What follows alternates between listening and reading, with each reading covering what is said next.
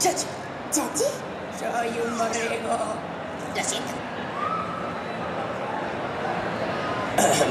Princesa Yasmín, ¿eres? Maravillosa, magnífica, gloriosa. Chachi. Chachi. ¿Chachi? Soy un borrego. Lo siento. Hermosa. Buenos reflejos. Podríamos salir del palacio. ¿Confías en mí? Sí.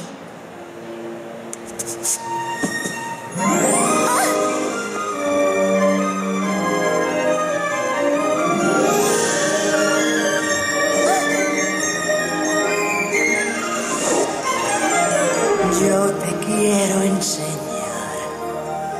un fantástico mundo.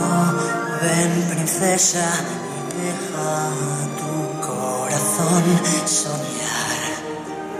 Yo te puedo mostrar cosas maravillosas.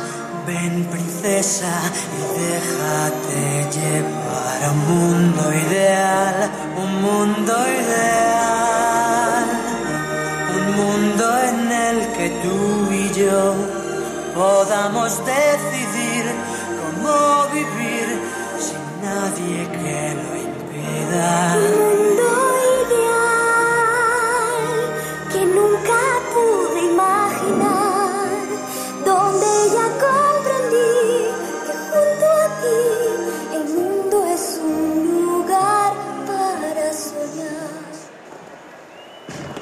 Qué pena que Abu se haya perdido esto, ¿no? No. Odia los fuegos artificiales. Eres el chico del bazar, lo sabía. ¿Por qué me has mentido? Yasmín, lo siento. ¿Quién eres? Dime la verdad. La verdad es que a veces me he visto como un plebeyo. Sí, así puedo huir de las tensiones de la vida de palacio.